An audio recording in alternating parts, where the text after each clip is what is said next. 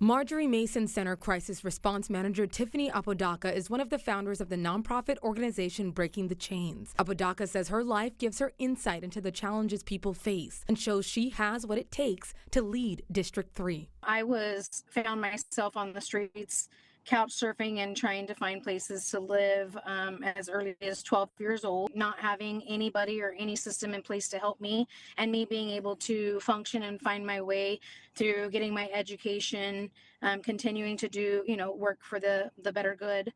I have a very high integrity and work ethic. If elected, Apodaca plans to hold more town halls, sparking dialogue about what goes on at City Hall and where money is spent.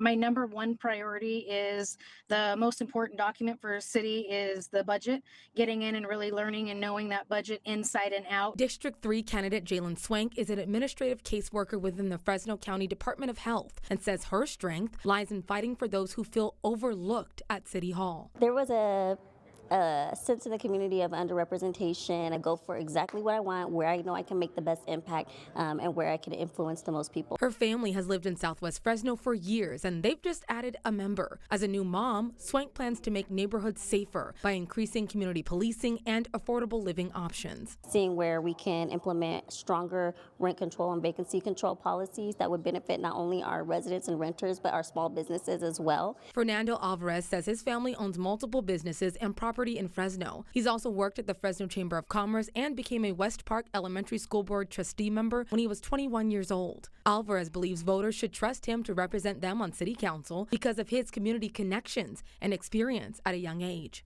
A lot of the policy we want to put into effect, it's going to affect us in the long term, not our parents, not our grandparents anymore. And so I stepped up for that reason. He says Southwest Fresno is suffering from a lack of opportunity and resources. Adding community education needs to be a primary focus. I wanted to make sure, being a former trustee, that education was a big piece. So it doesn't feel so much of an aha moment when things go through city council.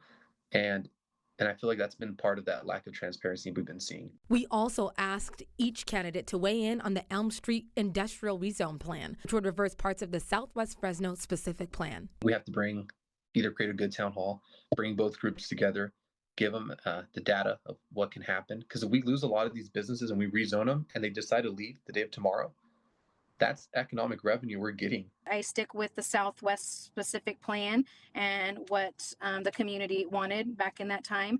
I do know that there are new elements that have been added, and so that will be a priority for me going in, is really diving in and getting all of the history. My position is to stick with the community on the no rezoning. The landowners are proposing that it wouldn't be moving into heavy industrial. Once you give an inch, they can take them out. Sydney Charles, CBS 47 Eyewitness News.